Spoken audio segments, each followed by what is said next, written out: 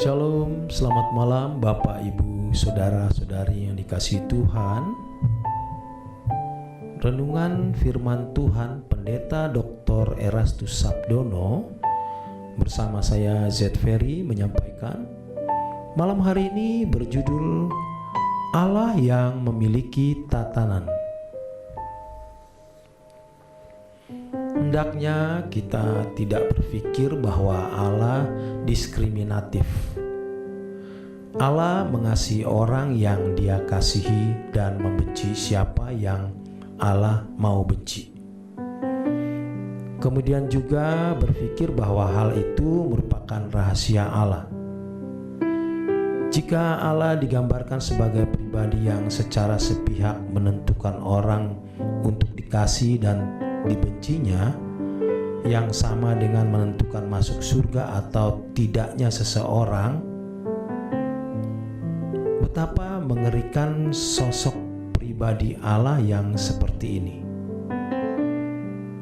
Hidup di semesta dengan penguasa berkarakter demikian serba tidak tentu, tidak ada kepastian, dan sungguh sangat mengerikan. Allah yang digambarkan demikian adalah pribadi yang jiwanya sakit. Manusia pun tidak akan memiliki implikasi yang jelas bagaimana mengisi hari hidup ini berhadapan dengan pribadi Allah yang bermodel seperti itu. Dalam 1 Petrus 1 ayat 17 tertulis bahwa Allah menghakimi orang yang berdasarkan perbuatan tanpa memandang muka. Ini berarti Allah memiliki tatanan dalam mengasihi atau membenci. Berbicara mengenai Allah yang membenci Esau atau mengasihi Yakub, sebenarnya konteksnya bukan masalah individu, tetapi pemilihan suatu bangsa. Lagi pula, Allah membenci Esau karena Esau tidak menghormati orang tua. Hal ini dikatakan Allah ketika bangsa Israel tidak menghormati Allah. Malaiki 1 menuliskan hal ini. Esau tidak pernah menjadi hamba bagi Yakub, tetapi secara komunitas keturunan Esau, yaitu bangsa Edom, tidak menjadi bangsa yang diberkati oleh Allah. Dengan demikian, sangatlah keliru kalau pemilihan Yakub sebagai ahli waris dan penolakan Allah atas Esau disejajarkan atau menjadi tipologi dari pemilihan keselamatan atas individu. Allah bukanlah Allah yang kejam, yang menyukai penderitaan manusia, melainkan manusia sendirilah yang telah memilih jalannya sesuai dengan kehendak bebas yang manusia miliki. Manusialah yang mengambil keputusan untuk memberontak dan sebagai akibatnya manusia itu harus menerima dan memiliki hasil dari keputusannya.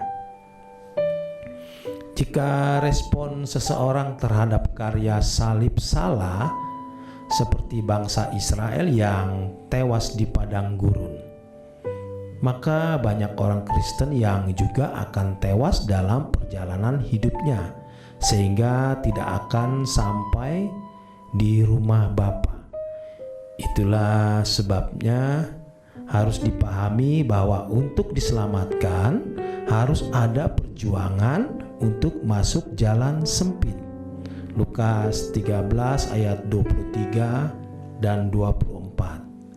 Jadi bukan tanpa alasan kalau suatu hari Tuhan menolak orang-orang tertentu sehingga masuk neraka, karena memang mereka tidak melakukan kehendak Bapa.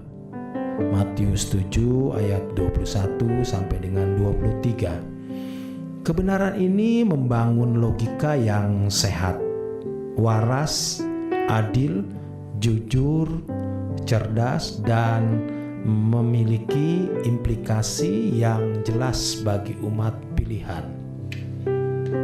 Bagaimana harus mengisi hari hidupnya?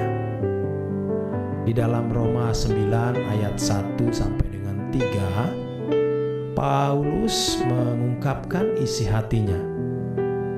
Demikian Paulus katakan, "Aku mengatakan kebenaran dalam Kristus. Aku tidak berdusta.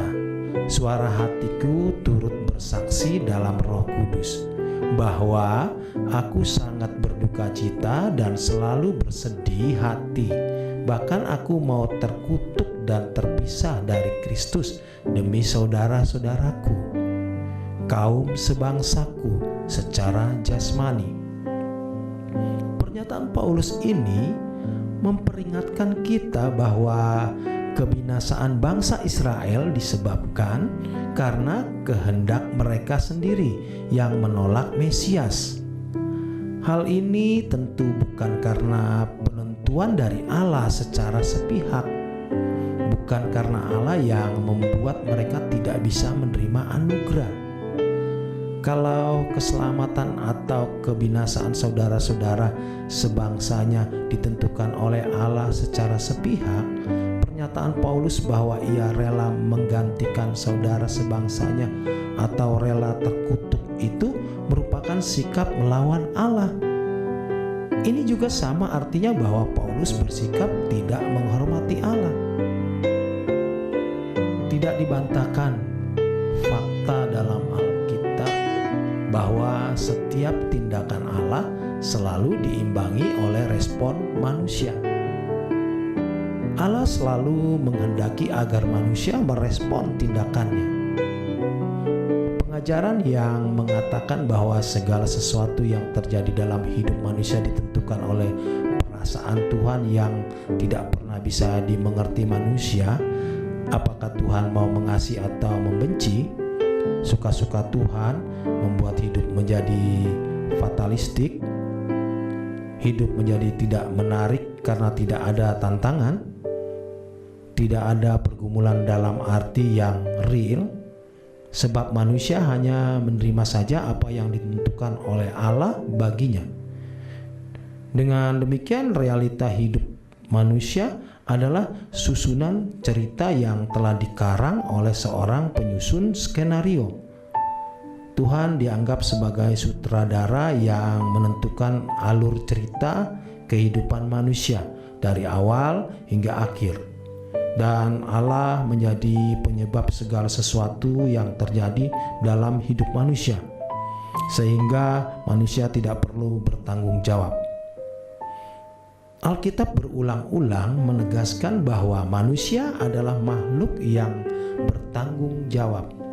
Manusia harus bertanggung jawab atas setiap tindakannya, dari ucapan, perilaku yang kelihatan, sampai sikap batinnya yang tidak terlihat.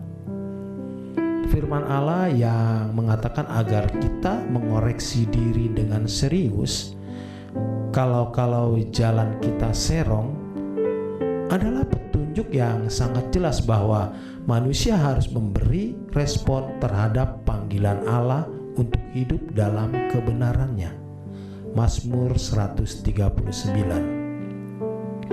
Jika manusia hanya menerima nasib atau takdir yang telah dipersiapkan dan ditentukan baginya, adilkah ini?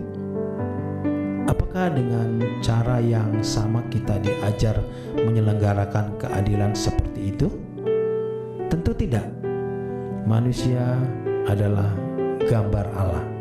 Manusia diajar untuk memiliki keadilan seperti keadilan yang dimiliki oleh Allah sebagai penciptanya. Demikian kebenaran firman Tuhan. Selamat malam, selamat beristirahat. Tuhan memberkati.